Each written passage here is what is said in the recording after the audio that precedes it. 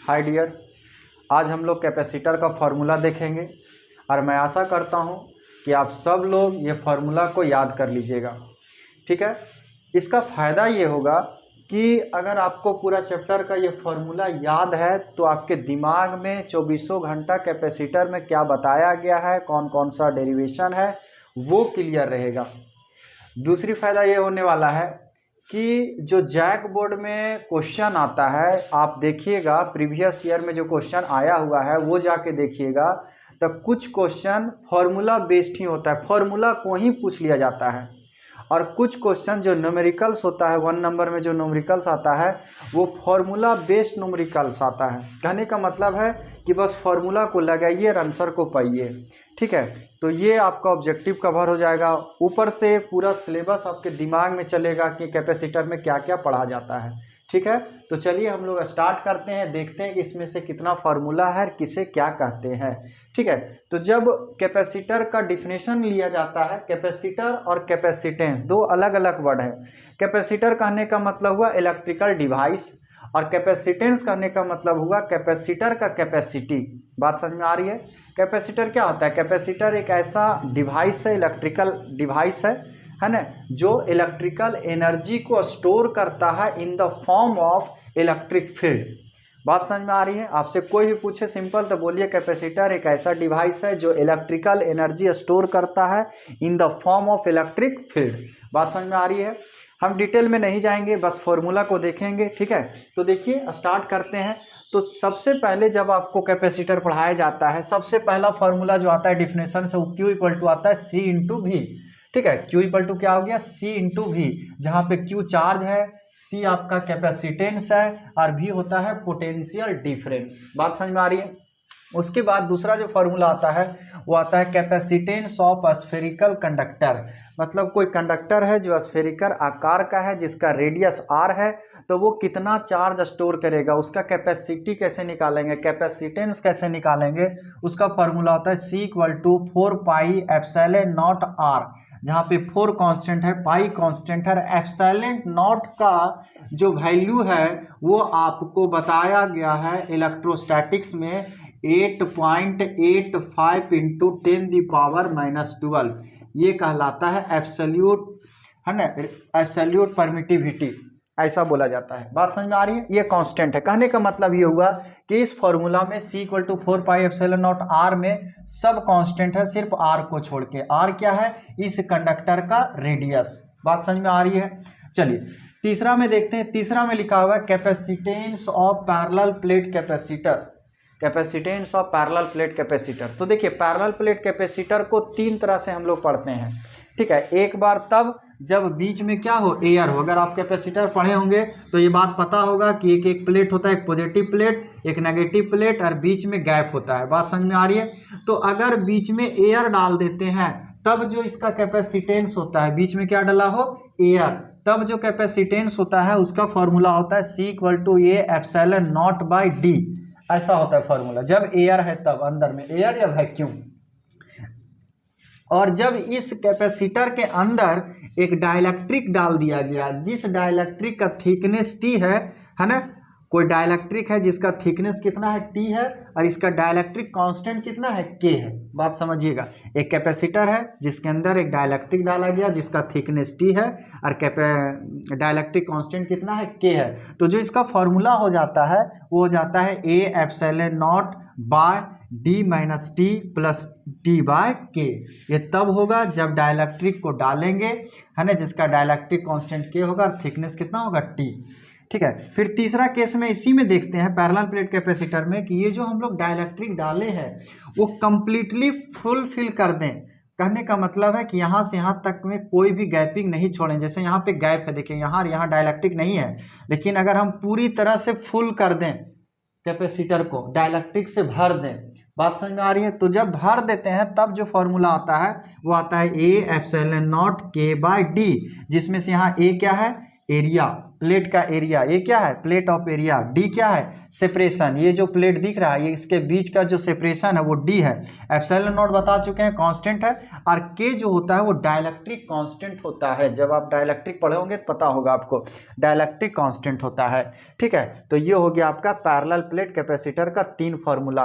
पहला फार्मूला कौन सा है, जब एयर रहेगा, दूसरा कौन है जब पार्शली फिल्ड रहेगा, मतलब थोड़ा बहुत अंदर में डाइलेक्ट्रिक है और थोड़ा बहुत खाली है, थोड़ा बहुत एयर है, तो ये फार्मूला, और अगर पूरा भर दिए हम पूरा भर दिए डाइलेक्ट्रिक से तो ये फार्मूला, ये बार बार पूछा जाता है। ठीक है, ये बहुत ज़्यादा इंपॉर्टेंट फार्मूला होता है, 1 और 3 पे ज़्यादा क्वेश्चन आता है।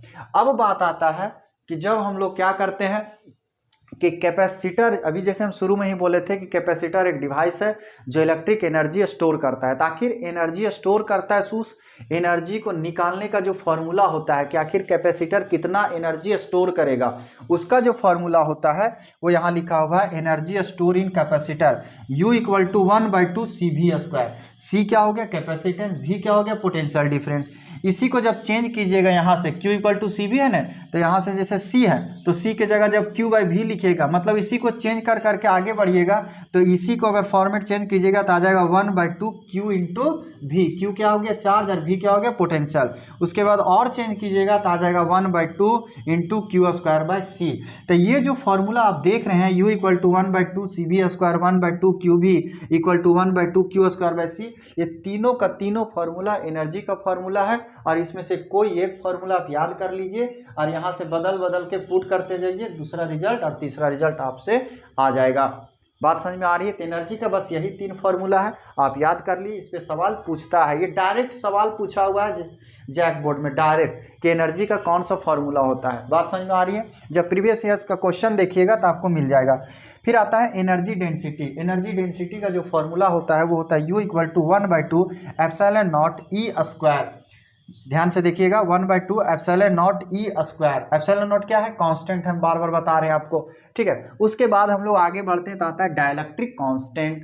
तो डाइलेक्ट्रिक कांस्टेंट का जब बात करेंगे तो डाइलेक्ट्रिक कांस्टेंट जब आपको डाइलेक्ट्रिक जब पढ़ाया जाता है तो उसी समय डाइलेक्ट्रिक कांस्टेंट का फॉर्मूला आता है। और डाइलेक्ट्रिक कांस्टेंट का जो फॉर्मूला होता है वो होता है applied electric field by net electric field in dielectric.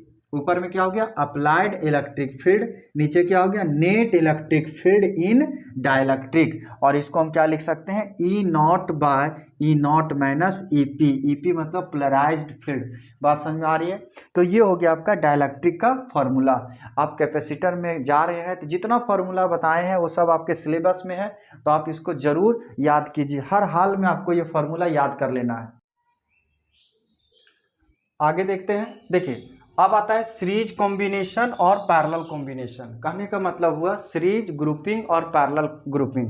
12th में आप इसको 3 बार पढ़िएगा। एक बार हो गया आपका कैपेसिटर में, एक बार पढ़िएगा जब रेसिस्टर पढ़िएगा इलेक्ट्रिक करंट में तब, और एक बार पढ़िएगा इंडक्टर में। बात समझ में आ रही है। तो देखते हैं सीरीज कॉम्बिनेशन में जब कैपेसिटर को जोड़ा जाता है तब क्या होता है फार्मूला, पैरेलल कॉम्बिनेशन में जब इसको जोड़ा जाता है तब क्या होता है फार्मूला। बात समझ में आ रही है। ठीक है, कॉम्बिनेशन और ग्रुपिंग सेम चीज होता है। ठीक है, यहाँ जैसे लिखा हुआ है सीरीज कॉम्बिनेशन है ना, कहीं पे लिखा रहेगा सीरीज ग्रुपिंग, दोनों बात सेम है, ये बात ध्यान में रखिएगा। ठीक है, तो सीरीज कॉम्बिनेशन ऑफ कैपेसिटर है ना, तो यहाँ जो फॉर्मूला होता है वो होता है 1/CS = 1/C1 + 1/C2 + 1/C3। अगर 3 कैपेसिटर है तो 3 स्टेप तक जाएंगे, अगर 4 रहेगा तो 4 तक जाएंगे, n रहेगा तो n तक जाएंगे। बात आ रही समझ में। ठीक है, उसके बाद दूसरा जो फॉर्मूला है वो आता है कब, जब n कैपेसिटर लगा हुआ है और सबका वैल्यू सेम है, मतलब इक्वल n कैपेसिटर जब सीरीज में लग जाएगा तो जो रिजल्ट निकालने का जो फॉर्मूला होता है वो CS = सीधे हो जाएगा C/N, जहाँ पे C क्या है कैपेसिटेंस ऑफ कैपेसिटर और N क्या है नंबर ऑफ कैपेसिटर। बात समझ में आ रही है। और ये तीसरा जो फॉर्मूला है CS = C1 × C2 C1 + C2, ये तब लगाएंगे जब दो ही कैपेसिटर कनेक्ट रहेगा किसमें सीरीज में। जब 2 ही कैपेसिटर कनेक्ट रहेगा सीरीज में तो हम लोग क्या लगा देंगे C1 × C2 / C1 + C2। और सीरीज कॉम्बिनेशन इस तरह का होता है, एक के बाद एक, एक के बाद एक, एक के बाद एक, इस तरह से लगा हुआ रहेगा। तो ये हो गया आपका सीरीज कॉम्बिनेशन। बात समझ में आ रही है। अब देखते हैं पैरेलल कॉम्बिनेशन। जब पैरेलल कॉम्बिनेशन में होगा, पैरेलल कॉम्बिनेशन कुछ इस तरह से होता है ना, इस तरह से जो होता है कॉम्बिनेशन, ये होता है पैरेलल कॉम्बिनेशन। ये पूरे डिटेल में थ्योरी में ही बताया जाएगा आपको, ठीक है। ये हो गया पैरेलल कॉम्बिनेशन। इस केस में जो फॉर्मूला होता है सी इक्विवेलेंट का, तो Cp इक्वल टू लेते हैं C1 + C2 + C3। अगर तीन कैपेसिटर है तो 3 तक जाएंगे, अगर n तक रहा तो n तक जाएंगे। बात आ रही समझ में। अब इसमें भी स्पेशल केस में क्या आ जाता है कि यहाँ सब जगह C लग गया, मतलब कि सब जगह सेम है, और n कैपेसिटर लगा दिए, सबका वैल्यू सेम है, तो रिजल्ट निकालने का जो फॉर्मूला होता है वो होता है Cp = Nc। क्या होता है? Cp = Nc। उसके बाद आ जाता है आपका electric susceptibility formula, electric susceptibility. आप इसको आराम से P = electric susceptibility into electric field लिख सकते हैं। बात समझ में आ रही है। यहाँ से इलेक्ट्रिक ससेप्टिबिलिटी का अगर फॉर्मूला निकालना चाहेंगे तो क्या हो जाएगा? P/E0, जहाँ पे P क्या है आपका डाइपोल मोमेंट, और E क्या है आपका E इलेक्ट्रिक फील्ड इंटेंसिटी। बात आ रही समझ में, ठीक है। अब आता है polarisation density. Polarisation density, polarisation density का जो फॉर्मूला होता है वो होता है dipole moment of dielectric divided by volume of dielectric. Dipole moment of dielectric divided by volume of dielectric. जैसे डाइपोल मोमेंट का फॉर्मूला क्या होता है? Q × 2D। तो D लो या 2D लो, उससे फर्क नहीं पड़ता, वो सेपरेशन जो रहता है वो होता है। तो Q बेस में P है पोलराइज्ड चार्ज, और D हो गया आपका डिस्टेंस बिटवीन देम। बात समझ में आ रही है। और A × D मतलब वॉल्यूम, ठीक है। तो वो किसका फॉर्मूला हो गया? पोलराइजेशन डेंसिटी का, ठीक है। अगर इतना फॉर्मूला आपको याद है, इसका मतलब ये है कि कैपेसिटर चैप्टर जो है वो पूरा आपके दिमाग में घूमेगा, है ना। आप इसको अच्छा से नोट कर लीजिए और सारा फॉर्मूला को याद कर लीजिए, और सभी फॉर्मूला पे छोटा छोटा न्यूमेरिकल्स बनाना शुरू कीजिए। तो वादा करते हैं कि जो भी क्वेश्चन ऑब्जेक्टिव आने वाला है बोर्ड में, वो फॉर्मूला बेसिस पे ही आता है, ठीक है। थोड़ा सा बात को चेंज करता है, बाकी सारा फॉर्मूला इसी पे रहेगा। अभी हम आपको जो वीडियो दे रहे हैं वो सिर्फ फॉर्मूला का दे रहे हैं। एक बार फॉर्मूला वाला काम कंप्लीट होगा, उसके बाद हम आपको ऑब्जेक्टिव करवाएंगे जो बोर्ड में आ गया है। बात समझ में आ रही। प्रीवियस ईयर का ऑब्जेक्टिव क्वेश्चन जाएगा, है ना, कुछ दिन के अंदर बोर्ड लेवल का न्यूमेरिकल्स जाएगा। तो देखिए न्यूमेरिकल्स जब जाना शुरू होगा तो आपको समझ में तभी आएगा जब ये फॉर्मूला याद रहेगा, ठीक है। इसलिए फॉर्मूला पहले याद कीजिए, जितना जल्दी हो सके फॉर्मूला याद कीजिए, ठीक है। उसके बाद हम इलेक्ट्रोस्टैटिक्स का भी वीडियो दे चुके हैं फॉर्मूला का, ठीक है, वो भी आप याद कीजिए। हम शुरू से न्यूमेरिकल्स करना शुरू करेंगे, एकदम छोटा छोटा न्यूमेरिकल्स स्टार्ट करेंगे और उसको एक अच्छा स्टेज तक पहुंचाएंगे। बात समझ में आ रही है, ठीक है। तो अगर आप कहीं से भी वीडियो को देख रहे हैं तो बस आपसे ये रिक्वेस्ट है कि वीडियो में बने रहिए। आपको 12th का अगर आप तैयारी कर रहे हैं तो बहुत ही ज़्यादा आपको मदद मिलने वाला है बोर्ड को लेके। बात समझ में आ रही है, ठीक है। Thank you for watching.